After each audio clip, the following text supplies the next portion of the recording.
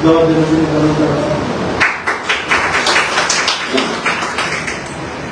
Education society USA কর্তৃক আয়োজিত আজকে এই মতবিনিময় সভায় সম্মানিত উপস্থিতি, আমার মনে হয় এই অনুষ্ঠানের আজকে আমি একটা অনুষ্ঠানে অ্যাটেন্ড করতেছি যার অধিকাংশ হয়তো আমার শিক্ষক তুল্য, আমার পিতৃতুল্য, আমার মুরব্বীতুল্য, যে টিচারদের বাদে সবাইকে আসসালামু আলাইকুম।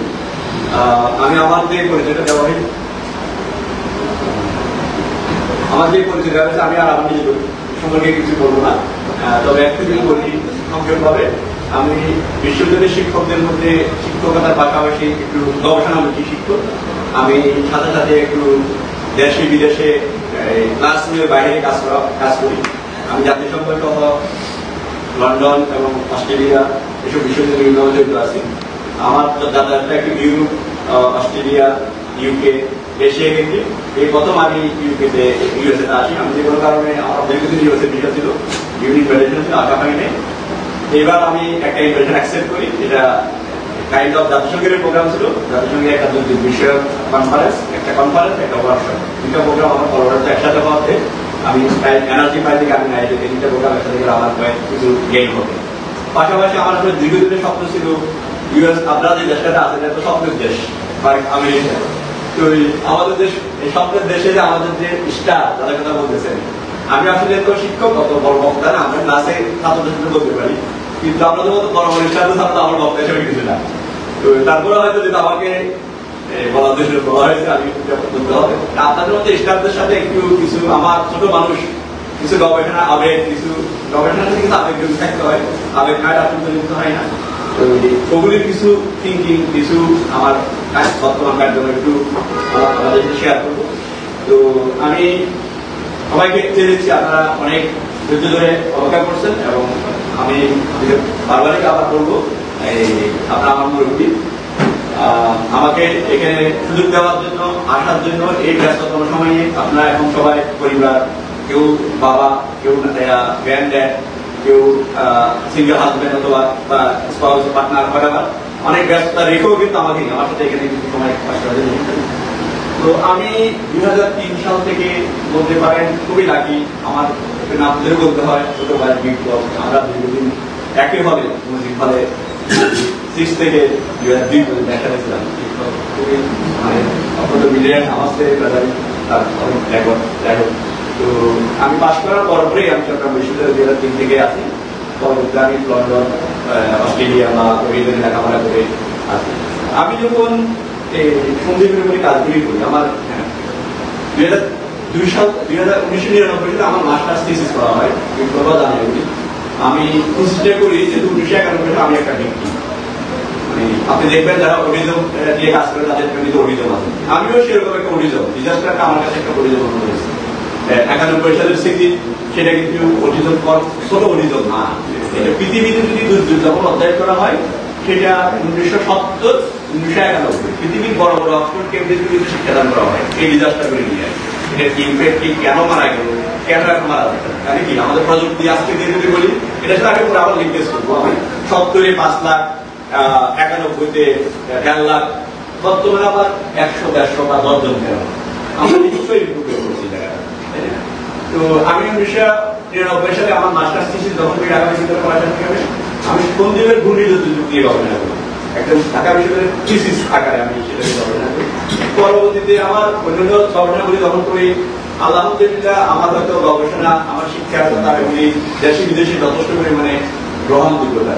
ওই গ্রহণযোগ্যতা পাওয়ার কারণে বিশ্ব সংস্থা বা আমাকে বিভিন্নভাবে রিচ করে, আপলিফট করা হয়। আমি যার কারণে অস্ট্রেলিয়া আমার সেটেলমেন্ট এক ধরনের, আমি ইউকেতে ছিলাম কাইন্ড অফ সেটেলমেন্ট, আমি এখন আবুধাবিতে একটা ইউনিভার্সিটি, ডিফেন্স ইউনিভার্সিটি আছে, সেখানে আমি কাইন্ড অফ পার্মানেন্ট সেটেলমেন্ট। পাশাপাশি তো একটা বিশ্ববিদ্যালয় আছে, সামহাও আমি ম্যানেজ করতেছি। আপনি আমাদের দেখে বুঝবেন না যে আমি কি এই মুহূর্তে দুবাইতে নাকি কোন দিকে। কারণ কালকে আপনি যদি বলি 25শে জুলাই বিশ্ব বাণিজ্য দিবস শিশু বইয়া দিবে, 25শে জুলাই কালকে বিশ্বের বাণিজ্য দিবস শিশু বইয়া দিবে। এই দিবসটি এটা একটা ট্র্যাজেডি।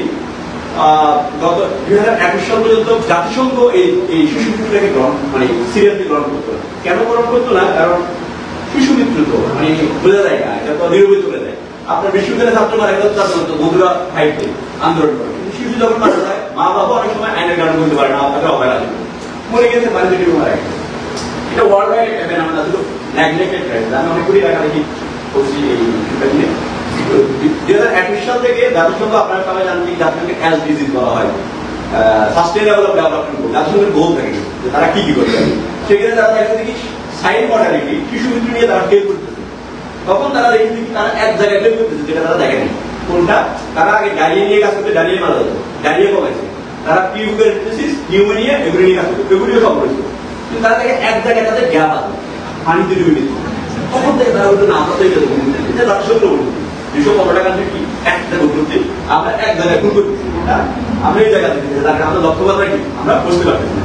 তখন থেকে তারা রিসেন্টলি, আপনি যদি পরিবেশ দিবেন বলেন, নারী দিবেন বলেন, ছাত্রদের ভর্তি দিবেন, তারা 50 বছর পার করতেছে। পানিতে ডুবের মতো জীবনটা কিন্তু 21 সাল থেকে। তখন আমিও যখন এই বিষয়টাতে কাজ করি, আমার একটা আগ্রহ ছিল, আমার খানাটা আমি তখন ছোট ছিলাম, আমরা যখন ছিলাম, আমি 91 সাল পর্যন্ত তার আগে আমার স্মৃতিতে দুইটা জিনিস আছে। আমি কদিন পরে দেখতাম কোনো জায়গায় পানিতে একটা বদল দিতে রাখবে, আরেকটা আগুন দেখতে, আগুন দেখে কি হইতো, তাও মানুষ এই দুইটা জিনিস আমার কাছে মানে দোষ দেওয়ার মতো কারণে প্রসাদ সকাল জানে তখন অনেক হতো, বাজার বাজার মানুষ এই দিকে আমার ডিসিপ্লিনের দুইটা জিনিস আমাকে।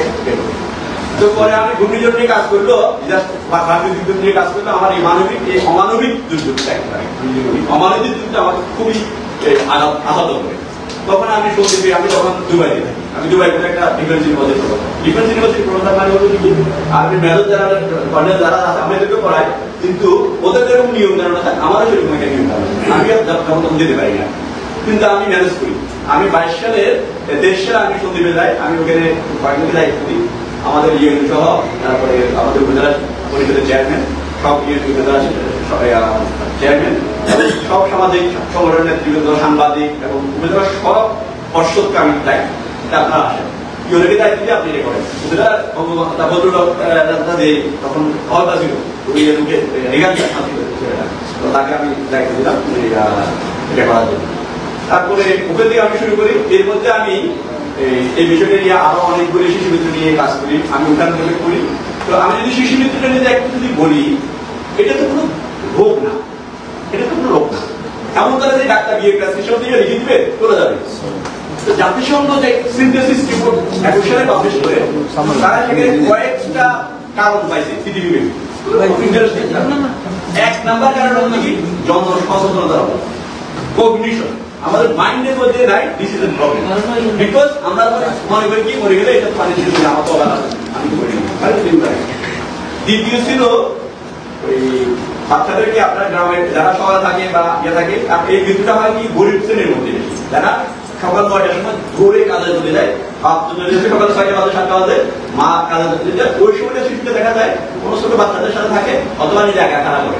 আমাদের তো অনেক ওখানে সে চলে যাচ্ছে, তাহলে ব্যস্ত নিয়ে নেয়, আমাদের ভুল করে দিয়ে প্রোটেক্ট নেই। আর একটা হলো যে কি, যে শিশুটার থেকে প্লে পেন্টে বলে খেলনা করো, ব্যস্ত খেলনা করতে যায়, সেটাও গ্রামে অ্যাভেলেবেল না, সবাই অ্যাভয়েড করতে পারে না, আমি খোলা রাখিনি। তারপরে হলো আপনার আমরা যারা এখানে আছি, শহরে যারা আছে, এই শিশু মৃত্যু শহরে বেশি না, গ্রামে বেশি। তার কারণ হলো কি, একটা শিশু যখন 1 বছর থেকে স্ক্রলিং করতে শিখে, তখন 4 বছর পর্যন্ত 4 বছর স্কুলে যায়, কিন্তু 4 বছরের আগে তো সে স্কুলে যায় না। তখন বলা হয় এটা থাকার কথা সে চাইল্ড কেয়ার সেন্টারে, ডে কেয়ার। ডে কেয়ার না থাকে, সে কোথায় থাকে, আনসুপারভাইজড কোঅপারেট। তখন বলতেছে গ্রামে কি করার জন্য, চাইল্ড কেয়ার করার জন্য 50টা ফ্যামিলিকে একসাথে করে, হয়তো 50টা 200টা ফ্যামিলি থেকে 10 শিশুকে 10টা ফ্যামিলি পাওয়া যাবে, যাদের কি সুপারভিশনে কেউ নাই, তাদেরকে নিয়ে একটা বেবি সিটিং সেন্টার যদি বলি, এখানে যারা করার জন্য।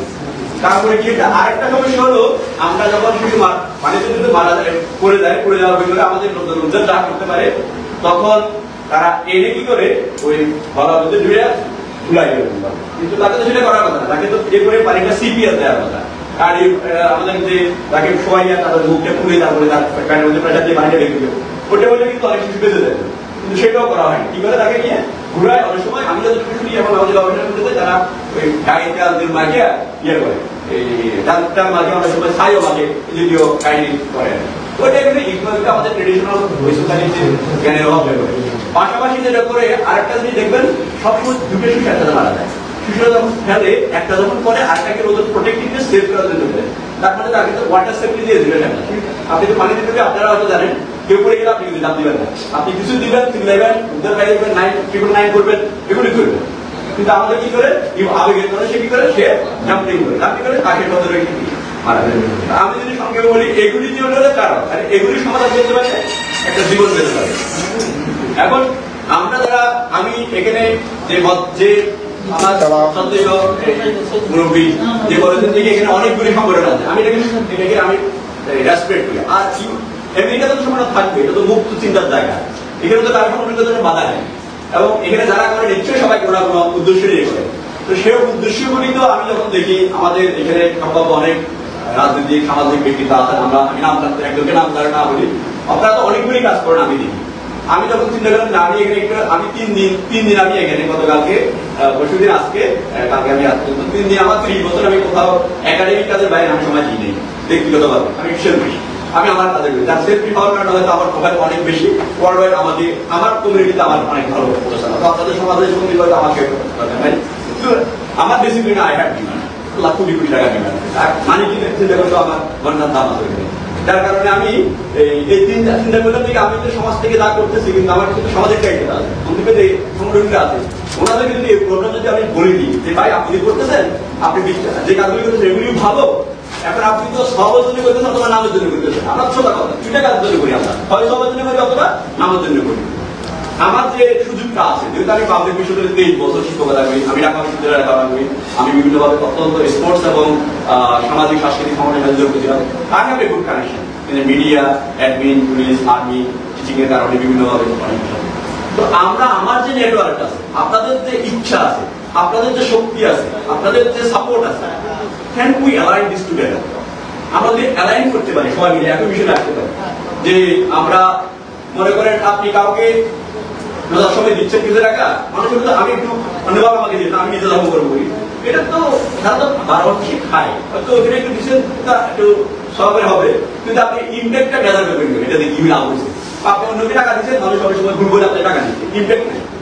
ইম্প্যাক্ট নাই বলতে এটা করে কেপিআই, আমাদের যারা এই কেপিআই কাজ, কেপিআই আমরা দেখি না, মানে আপনি যে কাজটা করেন আপনি ইভ্যালুয়েশনটা কি, এটা ইম্প্যাক্ট নাকি, আপনি বলতে পারবেন আপনার কাজে দ্বারা একজন অভিযোগ করেছে গেছেন, আপনি যদি বলতে পারতেছেন বৃত্তি দিচ্ছেন আমাকে বলার প্রথমে যেগুলি করে, কিন্তু বৃত্তি আমি একটু বিরোধী, কারণ হচ্ছে বৃত্তি দেওয়ার পরে আমাদের বৃত্তি ছাড়া আমাদের বৃত্তি দেয়, আমাদের বৃত্তি ছাড়া আমাদের রাজনীতি দিয়ে পড়াশোনা করে আমাদের স্কুলে।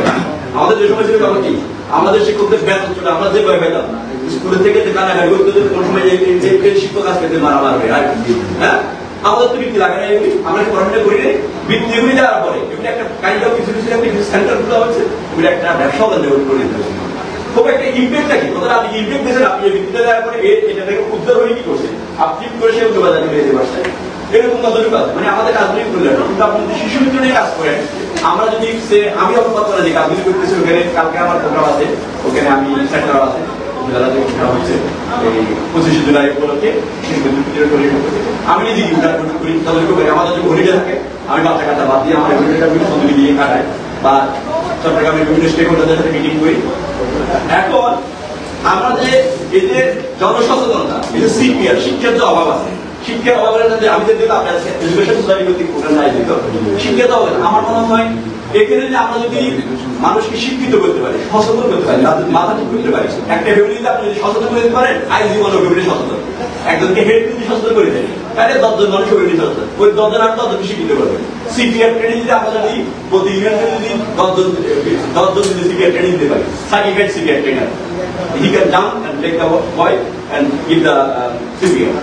আমরা যদি সেটা করতে পারি, হয়তো যদি 5 বছর আমাদের এই প্রোগ্রামগুলো যদি সম্মিলিতভাবে করতে পারি, হয়তো 5 বছর পরে বর্তমানে আমাদের যে গভর্নমেন্ট আছে সেখানে দেখা যাচ্ছে সত্যি গড়ে প্রতি বছর 30 জন মারা যায়, 30 একটা রিসেন্ট গভর্নমেন্ট আমাদের প্রতি ইউনিয়নে 2 জন, আমি অন্য কম বলছি কারণ আমরা দেখবো আরো বেশি, কিন্তু মিনিমাম আমি বলছি মিনিমাম কত 30 জন।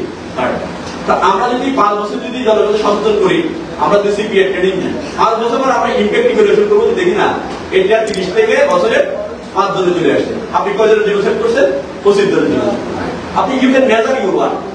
আমি অন্যভাবে কাজ করি, আমরা যে কাজগুলি করি সায়েন্স কেন কাজ করি, শিখলে কেন করে, আমরা কিন্তু কাজগুলি করে মেজারমেন্ট করা যায়। আমি মেজারমেন্ট করতে আপনি আমাকে এমনি কিছু বলতে দিবেন, আপনি এটা বলতে দিলেন ছোট বাড়ি করতে, হ্যাঁ মানুষ মারা যায় কিছু কষ্ট করতে বলতে আমরা তোকে পারি না, আমরা কিন্তু আমাদের দানগুলি হয়ে যাচ্ছে কি ওই যদি ইমোশনাল দিকে যাচ্ছে, মধ্যে রেশনাল মধ্যে দা মেজারমেন্ট, আমরা মানে ভুলতে পদ্ধতিগত উন্নয়ন করে দিতে হবে যে আমার কাজগুলি করে তো সেক্ষেত্রে আমি যদি দেখি আপনাদের অনেকে কিন্তু কানেকশন, প্রজ্ঞা, বুদ্ধি, আপনারা যেভাবে কথা বলেন আমি তত ভালো কথা বলতে পারি। তো আমরা যদি অ্যালাইন করতে পারি, আমাদের যে প্রতিটি ইউনিয়নে আমাদের যে সোসাইটিগুলি আছে, এখানে যে সোসাইটির কথা বলছেন, আমরা যদি 15টা ইউনিয়ন যদি সোসাইটিতে টুগেদার হতে পারি, আমরা যদি একত্র হতে পারি, সেই 15টা ইউনিয়নে যদি বলে দেখি এই ওনাদের ইউনিয়নের ওনারা 3 জন এই সারিকের সমিতির একটা দায়িত্ব নিবে, ট্রেনিং দিবে, সিবিএল ট্রেনিং দিয়ে জনসচেতনতা করবে, গাছগুলো কাজ করবে, আমার নাম করবে, রহমত করবে, মগদারটা মগদারা করবে।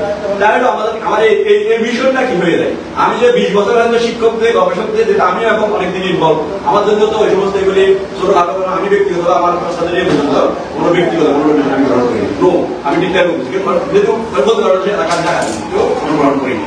আমার আমি আমি রিচ স্যালারি পাই, আমার গবেষণা আছে, গবেষণা থেকে আমার কিছু ইনকাম থাকে, আমি ওখান থেকে কিছু অংশ কি করতে পারি যে আমি গবেষণা করতেছি, পাশাপাশি কিছু সামাজিক কাজ আমার ইনকাম ওখান থেকে কাজ করি। কিন্তু এটা তো সময় লাগে, এটা তো আমার এই রেসিপিটাকে যে আমার হয়তো আমার তখন 50-এর কাছাকাছি, হয়তো আমার 70 বছর 30-20 বছর থেকে আমার 70 বছর যদি আমার সন্তান থাকে, আপনারা যে সবাই এই জ্ঞান হয়তো আমি এটা 4 ইয়ার্স 5 ইয়ার্স টার্গেট আমরা নিতে পারবো।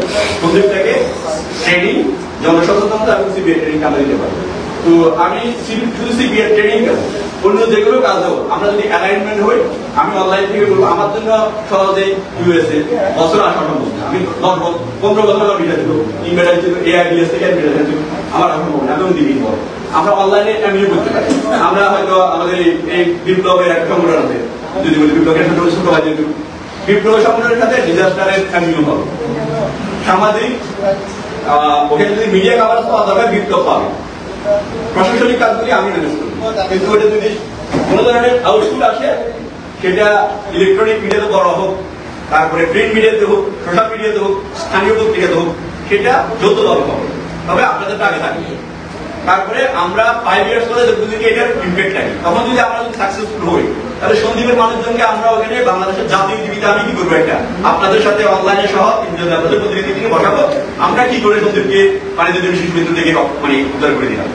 এই একটা এনজিও বা প্রফেসর আর কমিউনিটি লিডার, তাদের যৌথ উদ্যোগে এটা এই মডেলটা বিশ্বব্যাপী তখন কি করবে, আপনি আপনাকে বলতে পারেন এই মডেল বিশ্বব্যাপী বড় পুরস্কার পাবে, এই মডেল বিশ্বব্যাপী বড় ধরনের সাইড হবে যে শিক্ষক গবেষকের সাথে কমিউনিটি নেতৃত্ব কি যৌথ উদ্যোগে সন্দীপ নামে একটা আইল্যান্ডে যেখানে 30 জন বাচ্চা মারা যেত, সেখানে কি মারা যাচ্ছে এখন বর্তমানে 5 জনের নিচে চলে আসে। বন্ধ করা যাবে না, অন্তত হবে না, কিছু হবে, কমাই দেওয়া যাবে। এই জাতীয় একই মডেল আমরা যদি আপনারা যে কোনো কিছু কাজ করেন, আমি আছি, আমার সাপোর্ট থাকবে। আমি আমার আমার হোয়াটসঅ্যাপ নাম্বার, আমরা হোয়াটসঅ্যাপে ক্লিয়ারলি করি 24/7, আমি 18 ঘন্টা অ্যাক্টিভ থাকি অনলাইনে। আমরা যারা সায়েন্সে কাজ করি, আমাদের আসলে এসে কভার অ্যাক্টিভিটি হয়, 18 ঘন্টা কি দেখি আমি অ্যাক্টিভ থাকি। আমরা 90% আমরা পর্যায়ক্রমে ইউনিয়নগুলির সাথে অ্যামিউ করতে পারি, আপনাদের যে কোনো সংগঠনের সাথে অ্যামিউ করতে পারি। আর্থিক কোনো দানে আমি আরেকটু বলবো, আমি নিজে যেহেতু ই নাই, আমি ওদিকে হয়তো যাবো না, আপনারা ম্যানেজ করবেন, আমি টেকনিক্যাল সাপোর্ট করে দেবো, আমি টেকনিক্যাল সাপোর্ট দেবো। আপনার যদি আলাদা দিবেন না ছোট সংগঠন, আমি ওটাও বলবো, যেহেতু আমি একটা ছোট সংগঠন, ছোট এনজিও মাত্র শুরু, এটা এক ধরনের এই বিভিন্ন আমরা রিসার্চ করি, কিন্তু ফিজিক্যাল কাজে মাত্র শুরু। সেক্ষেত্রে আমরা আপনার জন্য না, আমি সরাসরি আপনাকে দেবো, আপনি করেন, আপনি আমাকে রিপোর্ট দিতে হবে, সেরকম আপনি বলতে হবে, আমি নিজ থেকে নেবো না, কিন্তু আমার কি আছে, নিজের বাসা আছে। তো আমি শুধু শিশু মৃত্যু নয়, যেগুলো প্রোগ্রামে আপনারা যদি আমার সাথে অ্যালাইন করতে চান, বাংলাদেশে অনেকে আপনারা বিভিন্নভাবে কাজ করতে অনেক সমস্যার সম্মুখীন হন, প্রশাসনিক, সামাজিক, রাজনৈতিক, ওখানে আমি যখন থাকবো তখন একটু সুবিধা হবে। আমি যখন কাজগুলি করি, আমার যখন কাজগুলি হয়, আমি একটু বেনিফিট পাই, যেটা আপনার বিশ্ববিদ্যালয়ের শিক্ষক অধ্যাপক থাকে, সেখানে কোনো আর্থিক ব্যবহার থাকে না। আমার দেশে কোনো কাজ করলে আর্থিক ব্যবহারটা চলে আসে, এখানে কোনো কিছু একটা হয়ে যাচ্ছে না, ওই জিনিসটা আমি বেস্ট করি না।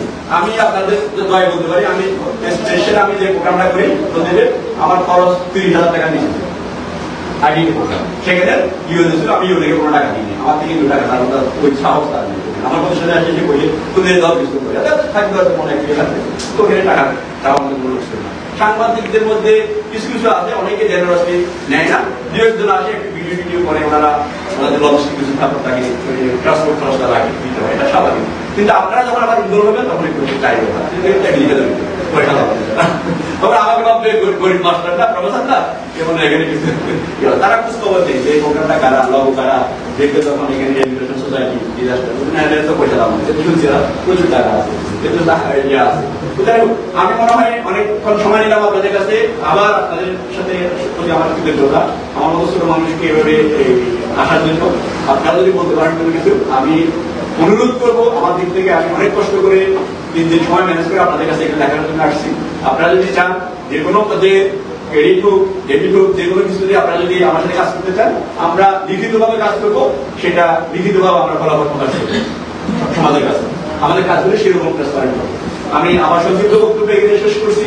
আমি আপনাদের সবার মঙ্গল কামনা করছি, আমার জন্য দোয়া করবেন। আমি বর্তমানে আমার কিছুটা ফিজিক্যালি প্রেজেন্স আবুধাবিতে আছে, আপনাদের যাত্রা যদি ইতিহাস নেবে আমার সাথে দেখা করে যাবেন, আমার ফ্যামিলির সাথে দেখা করে যাবেন। আর যদি চট্টগ্রামে যান আমি যদি থাকি ইনশাআল্লাহ চট্টগ্রামে দেখা হবে। আসসালামু আলাইকুম।